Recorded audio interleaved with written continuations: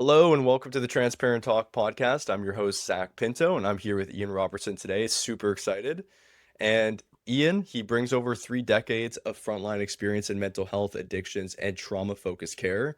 Ian Robertson is a Yeah. registered social worker and the founder and clinical director of Ian Robertson Therapy Group. Social Yeah. today. Nice to be here. So, And thanks for the how invite. Of course. Yeah. I mean, we've Yeah. known each other for a while, so Yeah. Yeah. we're definitely going to be doing this. So, what drew you into the clinic field of social work? And for people that don't know, do you mind spending a second on what that type of work is? Yeah. Like I think it's broad, right? It's such a huge, broad area. Originally, I mean, my original background was before I was social work, I was working in the field of chemical dependency, substance abuse. Oh, So wow. like in my early 20s, I was working with withdrawal management, and then I went on to residential treatment. And it was in residential treatment where I really started to go back and say, I think this is a field I want to explore and expand on. And so I went back to school and just did the whole social work thing and stayed with it, basically working while I was working full time. I was going to school, university, and it just felt like a natural fit for me. Yeah. So that's a little bit of the history of it. And where I thought it was going to go and where it ended up is two different places. You don't know where one door leads to the next. Where were you thinking it was going to head? I think what I originally thought was I would probably stay. Initially, I thought I would stay in addictions, but ended up moving on. I had an amazing person that I worked with that was a real mentor and somebody that I worked with for almost 30 years And did ish. that person And inspire you to get oh, into? huge. She was so unbelievably, she was my first boss at the place I worked at for residential treatment. And then she went on to become the director of addiction services for in a Oh, wow. hospital-based program for I don't know how many programs, bunch of programs, eating disorders and That's a huge job. gambling, gambling and inpatient and outpatient like mental Mhm. health or sorry, addictions. And then she went on to become the director for mental health, which was like 26 programs. So Holy she did mental smokes. health. Yeah, it was huge. And then she did that and she did the director of addictions. So as she moved along, I was fortunate enough that I had more opportunities. So I moved over to the mental health system and So I what spent sort of things were you doing at that time? So like when you first started out and that first transition phase, like what were you doing on the yeah. day to day? What kind of situations? Well, it's funny. I finished my last degree and she reached out to me and said, "Hey, are you done yet?" I said, "Yeah, I'm actually finishing pretty much this week." So then she says, "I have a job for you in the hospital. If you're interested, come on over. We got to do an interview." And it was wild because it was this job. I interviewed with her and I interviewed with there was a psychologist at that time. The and I listened to this job and I'm like, this doesn't fit for me at all. What was I that? I was just a job that was working with kids, doing kids therapy, and I'm like, yeah, I don't That's have any intense. experience in. Yeah, frankly, didn't even know anything about it. So I said to him in the interview, I stopped him and I said, halfway through the interview, I said, "Do you actually have other candidates that have applied for this?" And the psychologist said, "Yeah, we do." I said, "I think they're probably going to be a better fit than me." No kidding.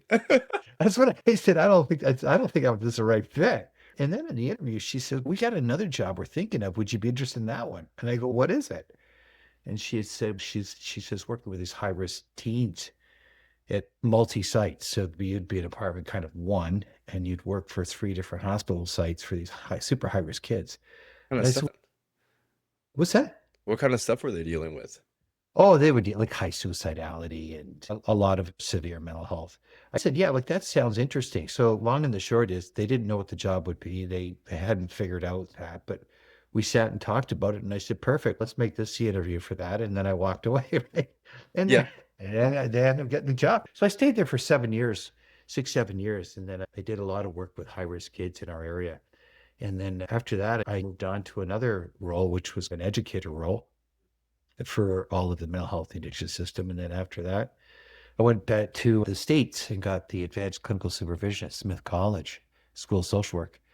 I think it's Massachusetts. And then came back and I ended up becoming the clinical supervisor for the whole system for Holy mental health and smokes. addictions. Yeah, and that was it. And retired in 2018. Yeah, I did it for, what made you start your own practice? Because obviously that's a pretty like career. Because anybody that I know that works in hospitals can tell those situations yeah, can be. Everything you're yeah, walking into is a pretty intense with yeah. very walking the tightrope type conversations. You want to be careful with how Yeah. you word those. Going into 7 years is a long time dealing with that. So did you learn Yeah. anything from that experience? What kind of things did you take away from that on the lines of those situations? It was great because it was I did some work, a bit of work with a few other really community-based leaders, very progressive people. And one of the things we did was we developed a community-based protocol, which took us years, that included all the school boards, policing, fire, EMS, all of the mental health services in the community, hospital-based. All the CEOs signed off on it. It was really now developing a coordinated response to high-risk youth. And it was done through a community-based systemic response and what a response looked like. That was like super, from my perspective, that was a great experience. For those who don't know what that is, like what that type of response, do you mind explaining Yeah, from just a layman's terms of what that means or like a keynote? Yeah, sure. what that looks like? What it looks like is when you don't have it, different communities have high risk kids and nobody shares information. And you never get all the information around risk because everybody's holding in little silos pieces of information and nobody's sharing it. So you never know how high up the risk ladder somebody is, and you don't actually know what an intervention is. So this protocol brought everybody together to start sharing information around risk. Anybody could call it. And there was a table. And when the table came together, it included everybody. Police was at the table, the legal system, hospital, everyone was at the table. And it allowed for early vention. This came out of the work Columbine and Virginia Tech and these types of places where there's school shootings. That's where this model came from. Yeah. So that was like, and it was great because we did a lot of work. We ended up presenting some of the work in Bethlehem, Pennsylvania, which was they have a conference for restorative practices there, which is internationally known. They come from all over the world for that. We presented there, and then we presented in Vancouver, Oh, right. right? My hometown. Yeah, Yeah, my hometown. your Yeah. hometown. Yeah, I was in Yeah. Vancouver for the health conference, Health Canada conference, and we presented there on the same topics. And then we were out on the East Coast presenting, and we went all over. It really got acknowledged that work, eh? And so after that, I went on to becoming more of an educator. And that's where for me, I started my private practice in 2000 and I think maybe Okay. 2006, 2005, 2006. I wasn't fully into it. I had a office space and a couple of offices and did that kind of somewhat part-time. And then 2018, when I finished in the hospital and was ready to kind of transition, then I went full time into the private practice, which has just been so busy. Was there a moment get stuck in transitional phases of them? They get nervous about making Yeah. that change. Was there a moment where you said, "I'm Oh, going to shift sure. now to full"? Yeah. Yeah, for sure. I really had a lot of years. I got to tell you, I started in hospitals at 16. So Wow. that's the beginnings. I was doing like all the labor jobs. And then as I worked up in education, I was getting better jobs, right? When I retired, I had a really good pile of years behind me. And so I I could have stayed. The job would have been there till whatever. It was a great job. But I really wanted to go on my own. And I've been wanting to go on my own for a long time. But at the same time, there's the fear of the only way you're going to be successful is if you have work, right? So there was a lot of anxiousness around what if, right? But you never really find out, right, until you lean into it. And I never did it full time, so I never really knew would there be enough for me to have just work for me, right? Yeah. Right. And it's like from the day that I left, the next day I started off full time in the private practice, like literally full time, and I've been full time since. I've never missed a beat outside of going on vacation. It has been full time, maybe even more than full time hours. What have you learned from transitioning to a business owner full time that you Yeah. didn't when you were part time and you were doing it on the side while working at the hospital? Here's the thing that I think I learned most is there's a few things I learned. The one thing is all of being a therapist, everybody's passionate about the therapy part. Sorry, I've got can you hear that? No, you're perfect. You're fine. Okay. All right. Sorry. I I've got caught a a little clock bit of that's that, but singing. you're totally Yeah. But most therapists are trained in something and they're probably quite good at that. And I think the idea is once you get a degree and then you just open up something, then, I guess the hope too is that you're going to be busy. Mhm. And one of the things that I realized from the time I started to now, the field was not overly busy. There wasn't a lot of people. There was some people, but not like buckets. Now there's a lot of people doing it. It's like a huge amount of Yeah, people doing it. we talk about this time. Well, what would you say to And someone that looks to start off a practice?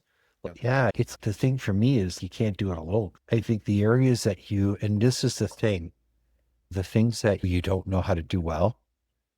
Oftentimes, I think people try to cut corners and do things that they know they need, but they don't want to spend the money. And I hear that a lot. Yeah. And I just think in order to be able to be successful, you actually have to spend money. That's my first thing. You can't do anything meaningful without support. Like whether that's support from your spouse or whether that's support Yeah. from your family. And sometimes it's support, like you have to first support yourself. Like when I first started my journey as a business owner, you really left it with that I don't know if this is going to work out feeling, but I have to act knowing there has to be some Yeah. type of belief under that. The Yeah. layer of the hood of the car, there has to be some Yeah. engine there and it has to go Yeah. without the gas for a second. So when you started the practice, everything was beyond your dreams in the beginning. Like you were t basically busy and you had no issues with your worries Yeah. basically just dissipated after that. I Yeah. guess new worries start to come in. I think that's Well, something your brain adapts very quickly. I think the worrying piece is, I don't know if I worry so much today. I think what I do now is I'm always thinking ahead. But what I was trying to maybe say is that you have to hire and have the right people around you. So you can be a great therapist, but that word of mouth is great. Word of mouth is not the only way that you can get found. I know a lot of really great therapists that are just phenomenal therapists, and they used to work well with word of mouth, but it doesn't work like that anymore. And Yeah. you have to have different approaches of how to connect with people that are beyond just therapy. It's difficult too because of all of the different entertainment channels that have opened up. Yeah. So everybody is getting support in different ways. So Yeah. typically there was just a couple of channels that we would go to, and it's opened up the floodgates to whatever Yeah. vice or whatever type of energy that you want to take in. Yeah. You can find that all across the web in so many different formats. And Right. there's also so many in-person things as well. So to cut the noise and to be how I like to phrase it is business owners that want to be successful have to be known. People have to know you're a therapist. If only Yeah. 50 or 150 people know that you're a therapist, your practice isn't going to last. Thousands of people need to know that you do therapy, even if they don't do it with you, they just know that's what you offer. So it Yeah. doesn't really matter what industry you are in, the big struggle is getting forgotten. So not known for what you Yeah. do. Yeah. That's what Huge. I noticed at least. Yeah. And then I So think with the other go thing ahead. too, oh, sorry, the other thing too is just part of the work is doing your best to do your best work so that we placed Yes. high value on after every session, we get an evaluation from clients. Mm. So they evaluate us, it's automated and it's sent to them. And like we place high value on client feedback. We place a high value on client's experience. And so we actually really want to know that. Whereas typically, I don't know, it may not be a common thing to do in a lot of places. We have a database of over 5,000 people that have sent us the post session experience form. And those things really help us to What guide, are did we you learn from providing that? good service? What were some of the Wow, key things that you learned from that? Or is it just a continuous like little nuggets that help you out overall? Like yeah, how has that helped you guys? it's helped us because here's the thing. First of all, for the clinicians, they get good feedback in time of what the client experience is. And if a client has a different experience that maybe in one area they didn't have a need met or a hope met, then there's a way that we can get that information and now make sure we get it back on track. Because more happens when clients leave a therapy session than in the therapy session. And so now Yes. after they leave and they start to think about it and we get that data back, having ways of actually making sure that we can understand what a client's experience is, and also having ways to understand, are we actually truly meeting the needs, the individualized needs of each client in a meaningful way? So we place super high value on high emphasis on that piece, right? And Yeah. I'm gonna cut you off there and switch gears a little bit yeah, because sure. I know that you specialize in trauma, and I really want, because I know that there are so many people out there that struggle with really difficult situations that hold them back. Do you mind Yeah. You starting sure? off laning what trauma is? And I know that's a pretty loaded question because there's so many people Yeah, that it's not take really. different meanings. For you, used to answering it. So, what Yeah, is trauma? And then I'll go from there and I'll ask you a little bit more to sure. do with what I want to know about it. But go ahead. Yeah. I mean, there's several different types, right? First of all, there's the medical model of what trauma is, which is the PTSD diagnosis. And although the diagnosis for me is important to maybe know if I have to talk to healthcare professionals, I actually don't really, it's not the lens that I use.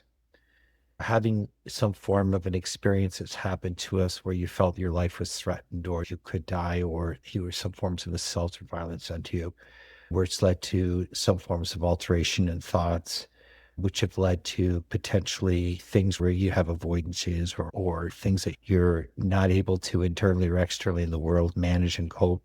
Those are, or flashbacks of those types of things. But there's category A to F on the DSM. Does that mean, if you don't mind? Yeah. There's different categories. Is it like Category A, severity? Is it severity? no, it's if you've had an event Mm.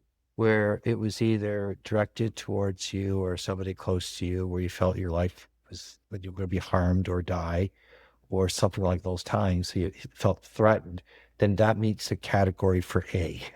So now Okay. you go on to B. And then you go Okay. through there and it's two of the five for B, C, D, that kind of stuff.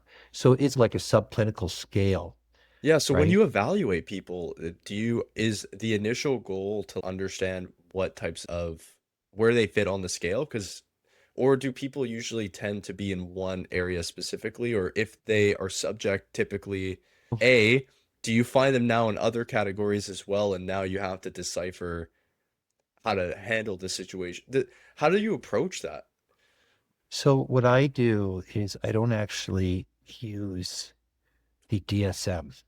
Okay. So I use, because there's different types of trauma. Like I use screening tools. I use things to actually properly assess it that are evidence based And what does that look because like? there's different tools we use to look at the amount of exposure somebody's had. Mm, We look at the amount of childhood exposures. There's instruments for that. There's instruments that will explore the degree of dissociation. And it'll also break down the different categories of different types of dissociation so that you know exactly what you're working with and what you have to treat. Do you mind if we run like a small example of maybe like you can set the scene. Like I'm this person, Bill, and Bill is this. I would love to hear like what an actual like how you would use the screening tool practically speaking in an actual session, if you don't mind. Yeah. So the I'm first just so part is, interested in this. yeah, yeah. The first part of what you do is you spend time to get to know the client, right? And because with clients that have trauma, obviously trust and safety is a huge issue. So we do spend a little time starting to get some connection with the client and starting to work on the therapeutic relationship and being present and attuned to the client. Because you have to know, even when we're using instruments, is the client stable enough, right? Yeah. Because sometimes it may not be stable enough to do that. And so you just wouldn't start to do the screening process and you just stay with stabilization. But once somebody has enough stability or stabilization in them that they can do the work, we will start to use some of the instruments. And the instruments are really helpful because, so for example, there's an instrument that, let's say hypothetically, one of them is the associative experiences scale. It helps you to understand to a certain degree how dissociative an individual is and the different types of dissociation that they're presenting with. And it gives you some scores and it can help if it's somebody that's like mild to moderate or a severe form, right? So So, is that like a worksheet or is that like a stick that we like oh no, hit them with? no, no, no, it's a self-screening instrument. These are all Okay. self-screening. Okay. instruments. And so there's instruments like that. There's other ones called the life events checklist, which goes through all the different exposures somebody's had, which is actually quite helpful because oftentimes people don't actually realize the degree of dissociation they have. There's another one we use called the multi-dimensional inventory, which goes through all the different categories of dissociation. It helps you What understand does how far dissociation mean? If you don't mind explaining, yeah, because obviously it's a super broad word. For me, yeah, how I'm picturing it is when you disassociate from a situation, you're mentally not there. So you're stopping, you're clocking out, and from what's reality here, you're not taking everything in because you're putting up some type of informational block. Is that sort of close, or because I feel like yeah. opinion of what it means? Yeah, I think for sure you could look at it. Here's the thing is Mm. that the original understanding of dissociation is really, and for many of our clients, I'll be honest with you, many of our clients that I work with, it's actually started in early development. Mm. So in the simplest form, experiences that can't be integrated. So if you have an experience that your nervous system can't integrate, it's just too overwhelming for the nervous system, then these type of experiences remain somewhat separated. And this is where we identify that the personality structure, mostly in the unconscious, starts to somewhat split off slightly, holding the worst part of the worst part of that experience in the unconscious. What does And that it do to remains, someone, like over time? it's interesting because the brain's a wildly interesting thing. So, the only part of the brain that actually knows that you and me are talking right now, the top part of the brain, the cortex, it's the only part of the brain that knows time. And everything below that is unconscious or subconscious and doesn't have time orientation. So these experiences that you had in early development, if they split off, holding the worst part of the emotional experience with its own independent fear, with its own independent belief, with its own independent story, and its own independent kind of response system, all of that lives in the unconscious. So it Anytime does. that there's, So it's presently. Oh, that's so interesting. So what it sounds like, yeah, based on what you're saying, is it's almost as if it's happening and playing out in a part of your brain always. Is yeah, that, it's, or is and that, it, yeah? yeah, it lives on, even though conventional memory can't necessarily access it because conventional memory is phobic to feel it. It wants to live on like nothing happened. How much of that trauma is from emotional attachment? So, what I mean by that, to just explain it to people, is Yeah. if I'm emotionally attaching myself to, I fell off a bike, and Okay. that now I'm scared of bikes because I emotionally attached like the fear of, because I thought I was gonna Yeah. die so how much of the trauma gets like almost sticky glued to the wall because of the emotion? Is it all of it, or is, because obviously the event happened, but what I make of it through my emotion is that sort of the sticky glue that you have to break through as a therapist specializing in trauma. The idea is breaking that and getting the scraper in there and getting that glue off the wall. Does that make sense?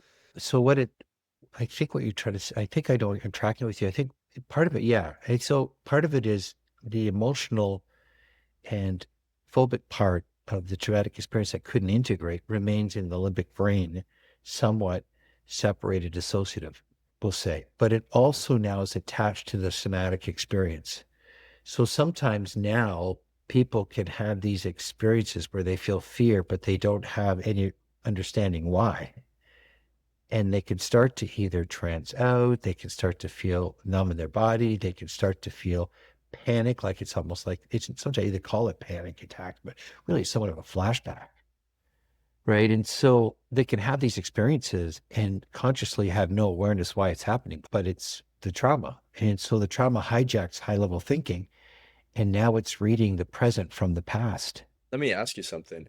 How much how many people do you think have trauma but don't realize that they actually have trauma?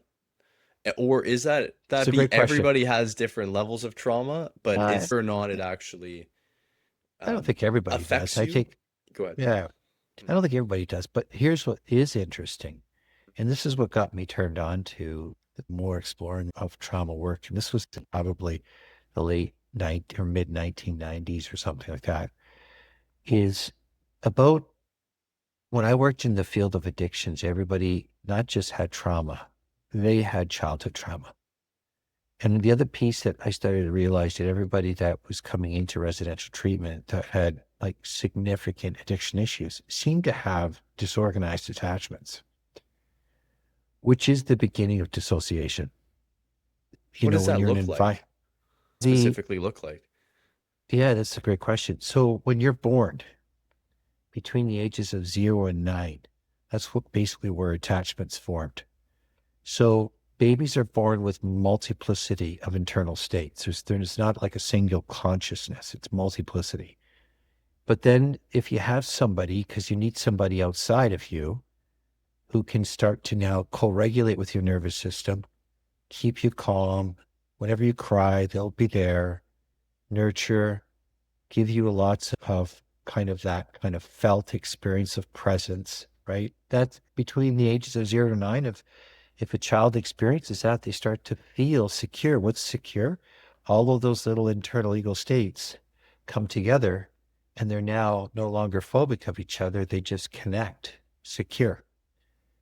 But when you're in environments that are charged, environments that are unstable or hostile environments, or where people experience some forms of shaming or like real confusion, where this is the person I love, but this is also my most dangerous threat, high corporal punishment or physical or other forms of sexual or these types of abuses, then or chaotic environments where there's lots of like domestic violence or yelling and screaming and instability in the environment, it leads now to these internal states not coming together. And what ends up happening is now they're on heightened alert. Their job changes and they're always trying to predict is this safe or danger. And they generally start with danger. And that now brings these internal states no longer to come together, but now they live internally in an anxious and Well, somewhat phobic state.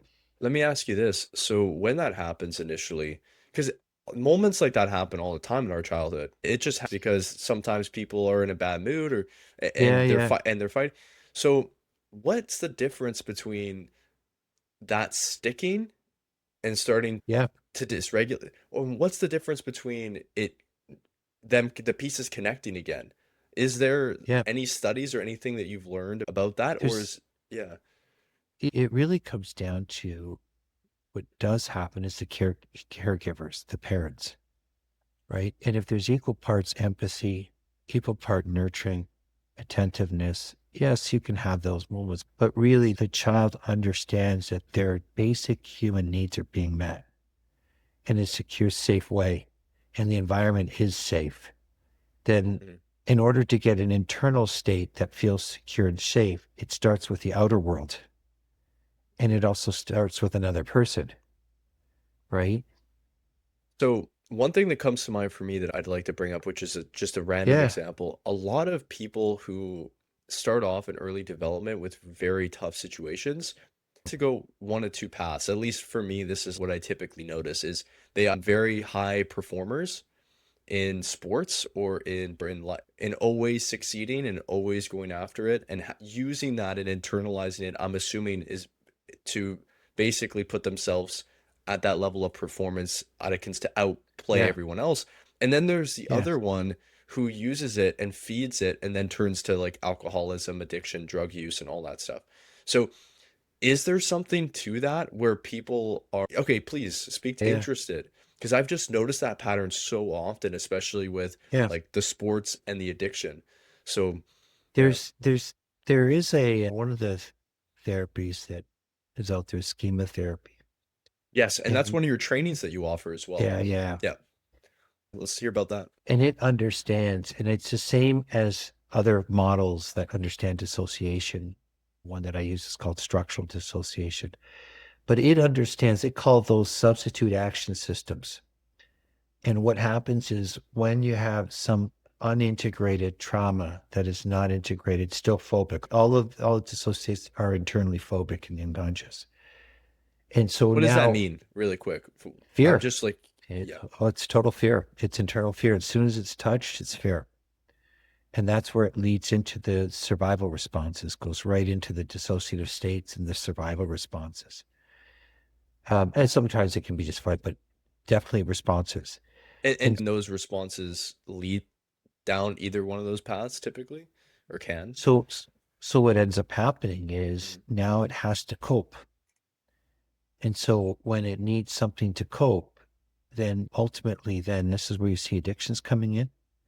Addictions isn't, addictions is a solution to the problem. It is the way to manage the internal dissociative state that holds the pain.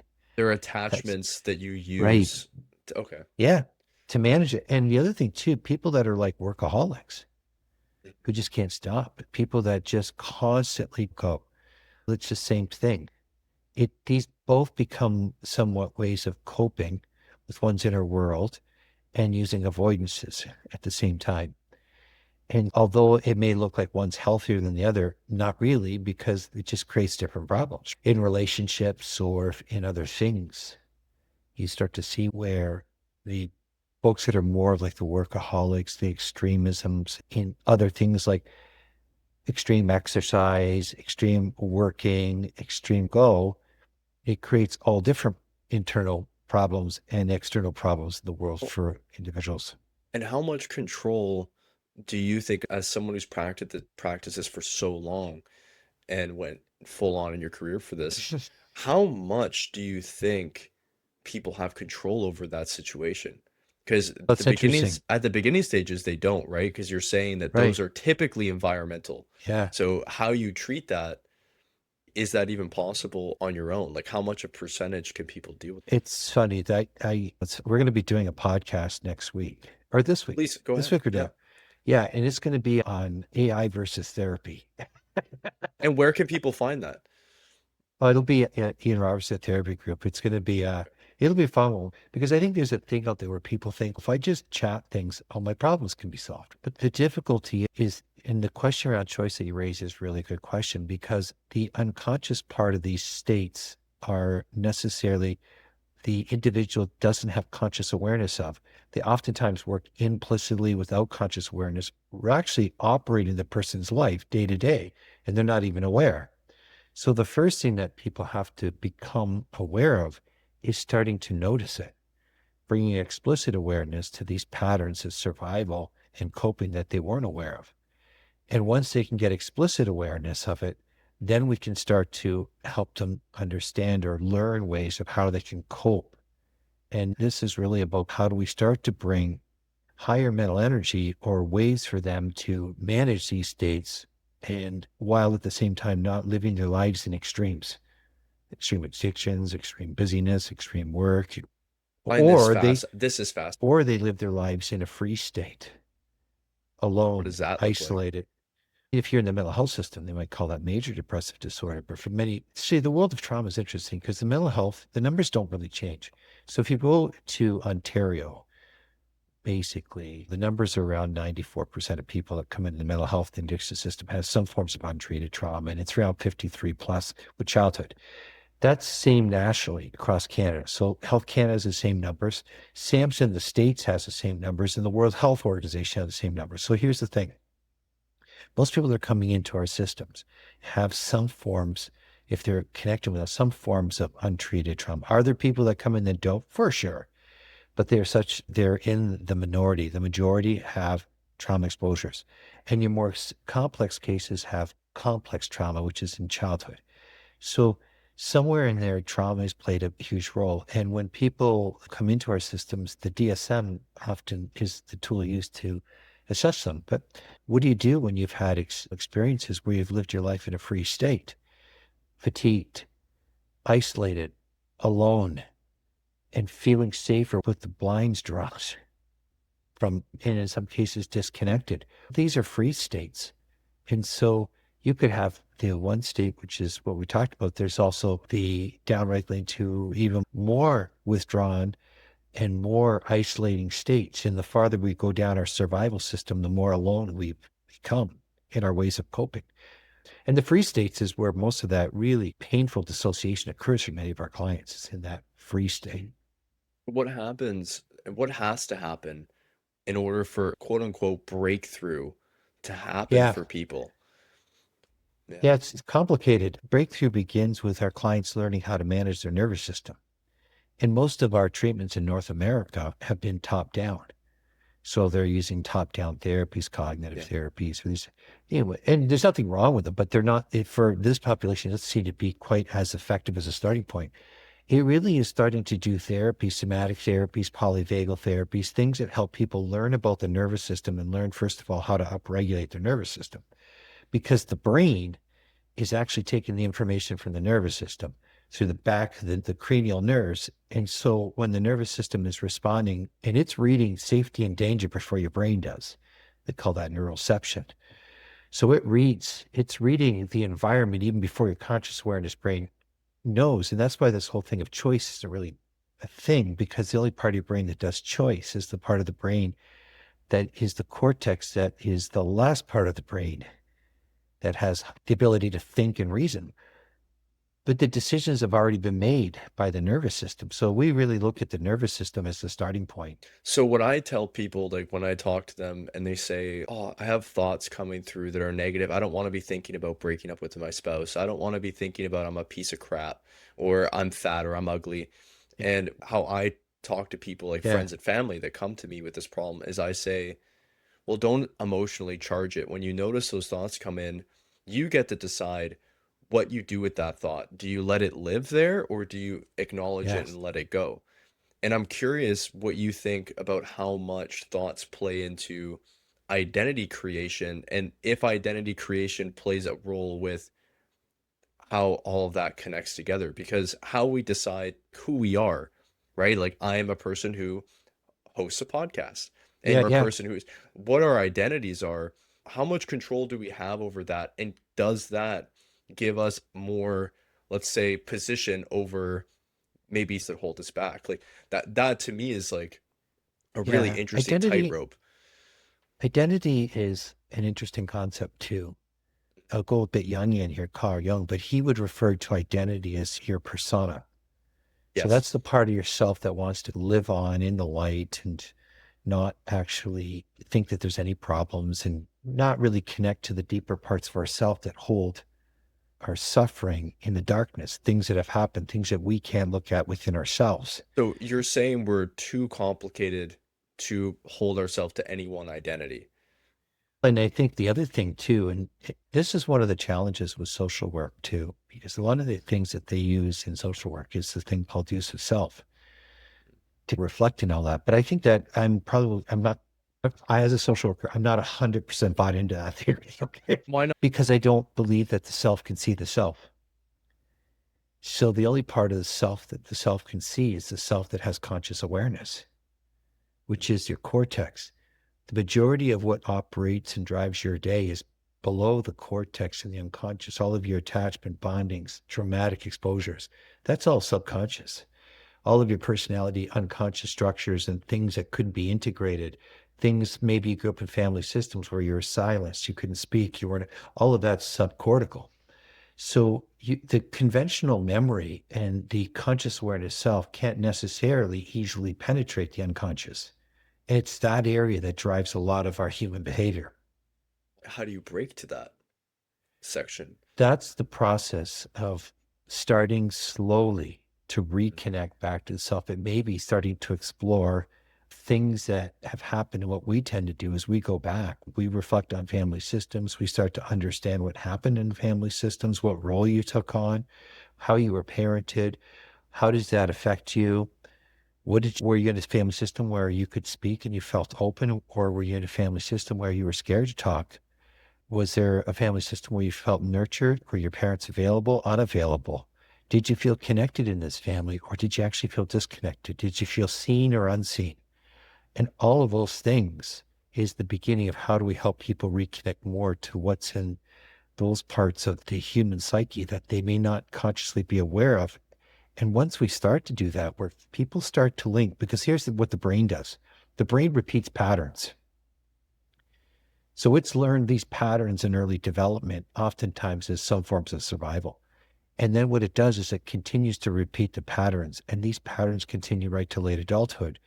And as we start to do this work, we're starting to make connections for people, and they're starting to look at parts of themselves that maybe they didn't want to look at. Maybe these are things that were dark and difficult for them to acknowledge within themselves. But the deal is when we can bring it together and they start to look at it and work at it, they're no longer living internally in these split states. And now we're bringing it together so they're becoming more whole. And when they can look at the kind of the good parts with these parts and bring it together, now they're looking at they're becoming more whole, and they're actually getting to the place where they can acknowledge they're a human. And all kinds of stuff lives in there: shame, guilt, regret, fear. There's lots of stuff that lives there. And that's the So, stuff that patterns behavior. oh, that's so fascinating. Okay. If that patterns behavior typically, or that's one of the core causes Yeah. of behavior Yeah. patterns that show up in your life, how does thoughts relate to that in your experience? And because I have a quote up here which basically says, watch your thoughts because they become your words, watch your actions, or watch your words because they become your actions, watch your actions because they become your habits, watch your habits because then it becomes your character, and watch your character because that then unfolds who you end up being and what your destiny is. And are you saying, like, when it comes to relation between the thoughts and what's already there because of behavior patterns solidifying over a long period of time, do we have control over that to some degree? Is there a percentage of that our Plus, frontal cortex can yeah. rewire the back, Yeah. but we have to acknowledge it? Like, how much does that kind of correlate, Okay. or does that make What sense? watch this. Take something in the last week that unexpectedly your body didn't feel good with before your brain even understood, just your body. Mhm. Tell me something that in the last week or the 2 weeks that something kind of shocked your nervous system that you were like, oh dear. Do you have anything? I can take an example. When I was driving, there was a semi that was like 2 lanes over and their tire popped and it was smoking. Perfect. But Okay. the person that was behind them, which this is what freaked me most, they were riding the ass Yeah. of this semi truck. So when it Yeah. started happening, this like fear of if I was in their shoes situation, and then I was just so focused on driving past the smoke too, because the inhale of that, it was now a worry as well. And then, and yeah, yeah. So that's Okay. one So thing. let me ask you a question. The first thing that you noticed was in your body responded pretty quickly.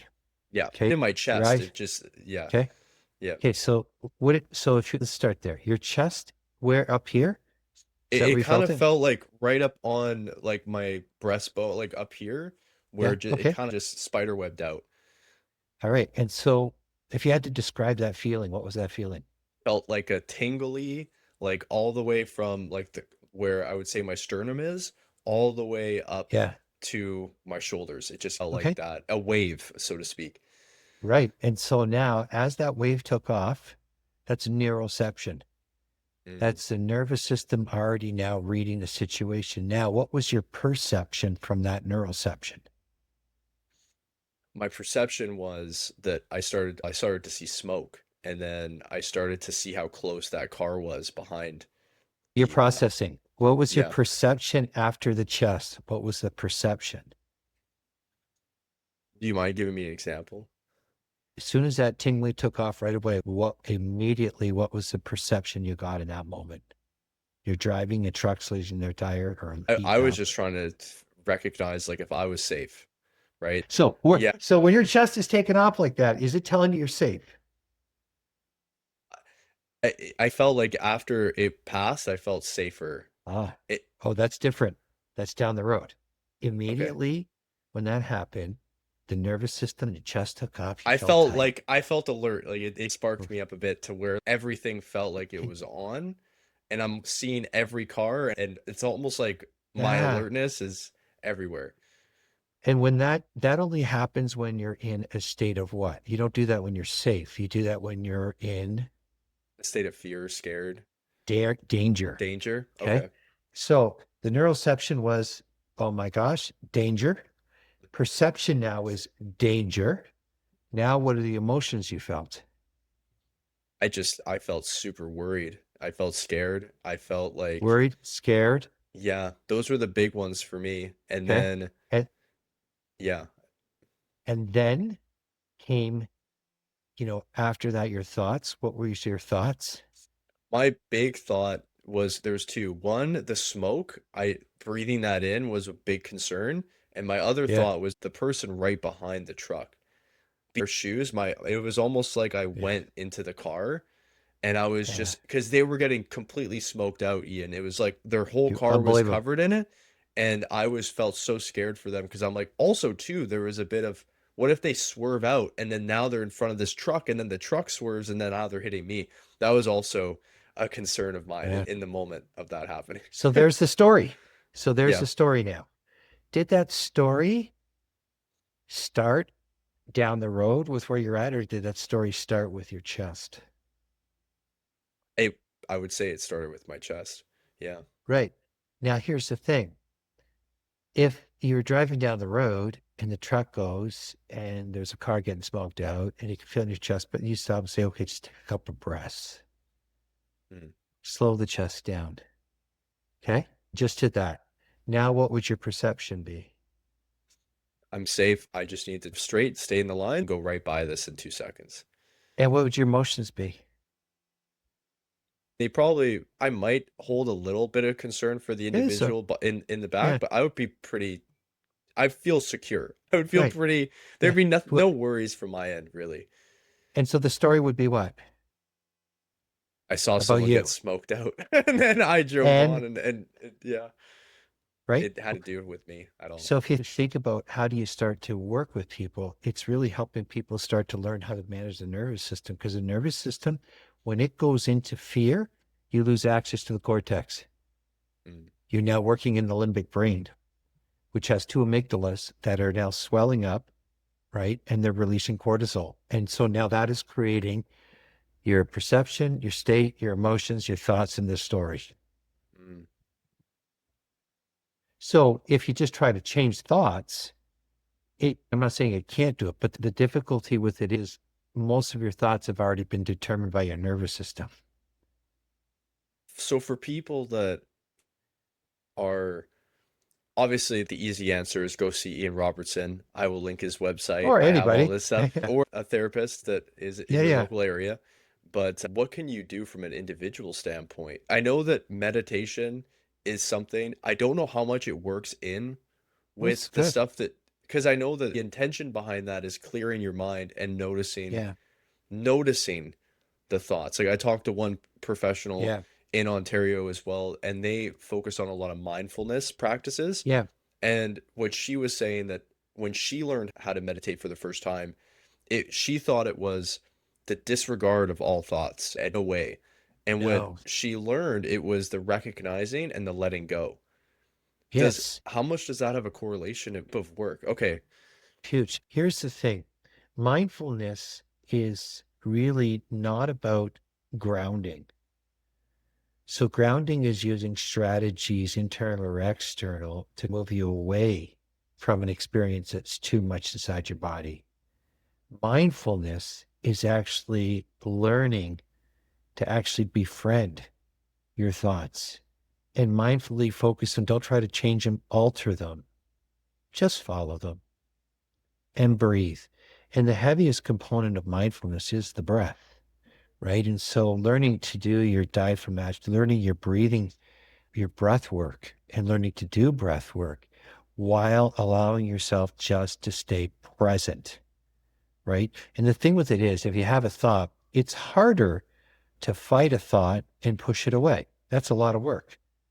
Yeah, you're It's a right. lot easier. It's a lot easier just to stay with the thought, don't do anything, and just breathe and let the thought come and go, right? Its own natural, and don't attach to the thought, just observe it. And the key to mindfulness practice is about a thing called dual awareness. It's the ability to be observers of thoughts rather than experiencers of thought. If you're in the thought and attached to it, you're experiencing it, now you're following it. But if you're an observer, you have enough dual awareness, enough separation that you're observing the I thought. understand. And that's that meditation is the training of doing. So when you Yeah. have that's how So that makes sense now to me. So when you're in the real moment and you're finding yourself living through it and it's turning into an emotion, and now your brain Yeah. can't regulate whether this happened 20 years ago or it's happened. What you're Yeah. saying is the practice of meditation, you can become stronger at noticing, but Yeah. not emotionally connecting to it. Observing. As soon as you observe, the nervous system already settles. Let me ask you this. I love Tony Robbins. I've seen Yeah. so many things, and I knew you've also liked him. And how much, because I know that he's huge on emotional states. So for those of you who do not know, you can go and look him up. He is a strong like life coach. He's done lots in his career. And one of Yeah. the things he Coaching. talks about is like emotional, like changing your state, so to speak. So if you Yes, want he's to, huge on that. like, how much does that play a role with this? Because is that like a cheap trick? Like, so No, to it's speak, actually is that like a works. one? Yeah, explain to me what that. So Tony Robbins training, we have one of our therapists that just really enjoys his work in our place. But Tony Robbins training is in neuro-linguistic programming, NLP. And so what he's really about is the more that you change, there's lots of things to this, but the more you change your physiology, you Mhm. change your thoughts. And so he's based a lot of his work on that whole changing. When he uses the word state, it's your physiology, right? And so that's what a lot of his work has been rooted in is neurolinguistic programming. And he does do interesting things. Like he does do in NLP, they do things like chair work inside your head, different types of, again, observing, bringing different types of states and imagining them on you. So they do a lot of that stuff too. Your They do other thoughts? forms. What is your thoughts from a from a clinical Yeah, perspective? yeah, Because you were in the hospital rooms with a lot of these people that teens struggling yeah, with such. yeah, Does what do you think from that perspective of? Because you did the book types of trainings, you did the trainings that you developed where yeah, you're using the tools, yeah. and then you also are aware of this Tony Robbins, the emotional NLP shifting of states and physiology. What stands out? Is it a piece of all of it that needs to happen? Is Yeah. it, I don't personally myself use any Tony Robbins stuff in my practice. and None of why it. is I don't that? use I But go It's ahead. not really clinical. It's more coachy stuff. It's not Yeah. really like this therapies. I think it's good if you're like a life coach and those types of things. I think it's helpful. Do I use aspects of NLP? I do actually use some aspects of NLP, but from a therapy perspective, it's not, he's more of a, like a life coach. He use more evidence-based clinical models. So like polyvagal Well, the theory or thing structural is dissociation. you're Yeah. dealing with situations that are extremely complex, and it's easy to send someone into an emotional state. What's to do is to break down that emotional state into a real experience, and then Yeah. I understand what you mean by that. Yeah. And I think the thing with it, you're probably onto something there too. And that's one of the reasons why good trauma therapists are multimodal. They're not trained in one model. And I think oftentimes you can get trained in like a model and all of a sudden consider yourself to be a trauma therapist. But actually, that's not really a really helpful approach because, first of all, there's no trauma, how it presents is like a fingerprint. Everybody's fingerprint is different, and everybody's experience with what they've experienced is different. So, in order to really understand a client, you have to be able to understand the different unique symptoms and what they're presenting with, and then begin to look at what approaches are going to be best supportive for this client. And I always encourage the people that I work with to be multimodal, know that our clients are complicated and there isn't one supermodel that's going to just heal somebody. As much as some people believe it, that's just not the way it is. And so oftentimes we need to look at the complexity and then we look at all the different areas of the symptoms they have, and they will require their own specific kind of treatment approach, of which the most important treatment approach starts with the connection of attunement and presence of the therapist and the clinician. That's central for the work. And then on top of that, we'll use whatever is appropriate based on the presentation of the client as clinical approaches. So interesting. So one of the things that stand out to me, there's things that I hear through like Yeah. visualization Yeah. is something that like because I Huge. talk about meditation, I talk a lot about visualization with Yeah. people. I'm such a buy I buy it so much. Yeah. And the vibration at which we operate at, the frequency of is what we attract.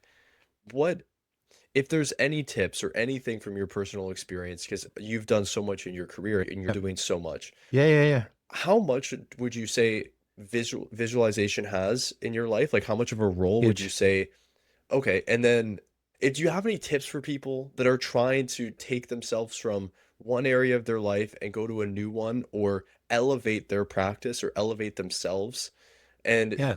sometimes going back and doing the work that you mentioned, have to, especially if it's really Yeah. holding you Sure. back. Yeah.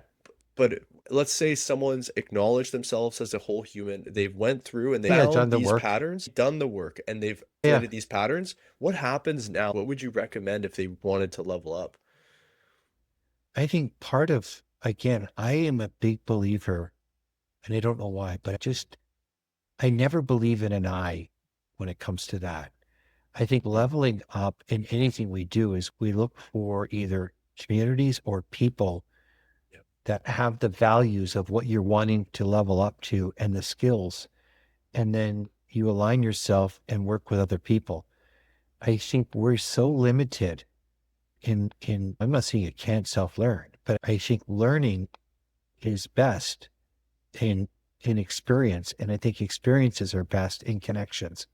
Yep. And so I just think, I know you've connected with people that you know are going to help you increase your world.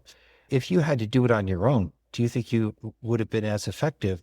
Chance. And, and I think that's the difference. I think people are able to identify their vulnerabilities or where they don't have those skill sets and be genuinely honest enough to reach out to who does have them and who has got some mastery or gained some knowledge that you don't have, and the humility to say, that's where I'm going next. And I think people do better when they're working with other people that Love have that. gained that, I love that. right? Yep. So for those of you who are listening that have this pull to do something more and you know what it is, Yeah. finding Yeah.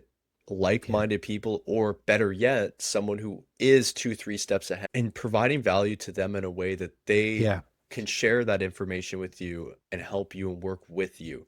I think that a lot of the reason Yeah. why people don't do that, and for me, what comes to mind is ego, Yeah. right? So the ego is too hurt to ask and Yeah. say, I want your knowledge. And what you're saying when you're asking for someone's knowledge and is you're saying, I don't have that. So asking is coming from a place of lacking, if that makes sense. Do you have any advice? Or would you say that's not true and that's me attaching the feeling of lack to my Yes. request of asking? Does that make sense? Because I think Yeah. that's held me back a lot. I think we talked about that. Remember we talked about the onion thinking. And Please. so when you think about that part of you that maybe if there was somebody that has an ego that says, I don't want to do that, or some people might think they can do it on their own and know it, or some people might say, I'm too anxious or scared to show that I don't know it and I don't want to be viewed that way. But I think the piece is that, first of all, the more we can become connected to ourselves and acknowledge that it's really super cool to not know, and really be humble enough to say, asking doesn't make me weak. Asking makes me feel it's actually a strength. And that the first place starts within us and acknowledging that. And I also think too, there's nothing more powerful than saying, I don't know. Like it's the most powerful thing that we can say is, I don't know. And I don't have the answer to that, or I don't know how to do that. And I do think that if people have the ability and the humility for that and be able to acknowledge that and lean in, they're going to get the right people, because everything grows in villages. Where, what's funny? In evolution, when we became mammals, we became pack people. There was a reason why and even though we're humans, but dogs, animals in general, they're packs. Okay. There's a reason that there's pack. There's safety in a pack, right?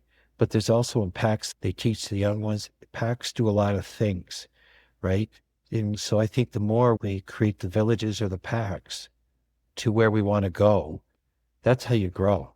And I think when I say there's limitations to the self, there is. But accessing a pack, accessing a community, accessing people that have the skill sets, I think is most helpful. and being able to acknowledge what are the things that I'm not maybe strong at, and how can I get that so I can be what I want to be. I love that, Ian, for that. That Yeah, was yeah, beautiful. So I want to yeah, give an opportunity for you to talk about two things, potentially three things. The first one being your therapy practice in Niagara Falls, yeah, yeah, but you can service all across Ontario. I love you to talk about that. Thing is your training practice. I want to hear yeah, all about this type of stuff that you work and your ideal like client that you'd be seeking out because I know that you've done good stuff there, but it's quite unique more so to organizations, and I'll give you a second there. And then I like yeah, you to yeah, basically do a call out where people can get some more information because I know you write a lot of really yeah, powerful blog posts. I know that you have a pretty good footprint. You've been showing up in a couple areas. For people that just want some type of extra value, they want to hear more from you. yeah. Yeah. I think maybe I'll just start with the practice. Our practice in Niagara is it's intentional that we're growing it and keeping it at a manageable kind of pace. In our practice, we have a couple of people and we're invested. We're not just invested in having therapists because that's not what we want. We really want to invest in people. The people that we have a really good collection, a strong collection of therapists. We meet monthly and we learn from each other monthly. We have a real good consultation group. And our focus really is on working. I do a lot of work with couples and mostly trauma. And we've got some other folks that are dealing with more mental health, specifically specific forms of mental health, anxiety, depression, OCD, these types of things. And we've got somebody that works more with the younger people. There's another therapist that does phenomenal work with real complex trauma, fantastic work with complex trauma. We use on our website, we use a variety of different therapeutic approaches. And a lot of the approaches we use are not just the kind of more current ones, but some of the ones from our forefathers that we knew back in time worked real well. You can look them up online because we lay out the clinical models we use. So when you come to us, say, we'll get an assessment at some point, an understanding, and then from there, we do put together some form of treatment plan so that we're all working together in the same direction. And it really is, although talk therapy can be helpful, we actually are strong believers in unique therapies. So that's our private practice group. And the training, I don't know what you want to know about the training. The training's been around for a long time and it was never something I intended to do, but it took off Yeah. unexpectedly. Why don't you explain what that is and what are some of Yeah. the types of things you've done with it? I Where is it started to taking you? do, Because I know you travel a lot with it. yeah, So, yeah. I go all over with it. It's like this one of these weird things that morphed. Generally, the trainings have been more focused on agencies, hospital systems, community-based agencies, but of all different types. Where there's family health teams. I've done some works with some of the federal and provincial criminal justice systems. So we've just done work all over, and we generally are booked about ish a year out. Okay. Well, I don't, right now, we're not doing individual training for therapists to sign up at our place, although we get a ton of requests for that. It may be something down the road we're going to look at. And I also do a lot of work out of Laurier. So I teach in the trauma certificate, several different therapies. And then I also teach in the clinical supervision to supervise therapists. So there's a component that I do there. And there's also, I do some teaching in the addiction certificate. So there's that component also on top of the work I do with agencies or larger systems. Yeah. So I am a personal reader of your blog. Ian has two places, and please, if there's anything else, Yeah. Substack, for those of you who don't So know, excited. I is an love app you can Substack. get. Yes. I Ian love is it. completely free on Substack. A lot of Yeah. people, most people are Yeah. paid. Like you can't stuff. You have to pay whatever subscription, Yeah. $5, $10 a month to read their stuff. Ian's completely free. Is Yeah. that correct? Yeah, I don't want to charge people. I just want to give the knowledge out and hopefully if it helps people, I don't actually want money from it. Right. Yeah, yeah. And Yeah. also on your blog, you have tons of really cool blog posts that go a variety of different stuff. So Yeah. I want to have you back on to talk specifically about relationships. If we can get to talk anything about which you have such a vast experience in. Today was mainly on trauma. Yeah. If you Yeah. have it, I'd love to book that and people so Yeah, much for sure. value. Yeah. Yeah, Okay, I'd well, love to thank do you that. so much for coming on. It's an absolute pleasure. Hey, thanks so much for having me, Zach. I really appreciate it. Of course, anytime. Thanks, Ian. You take care. Bye now. Bye, everyone.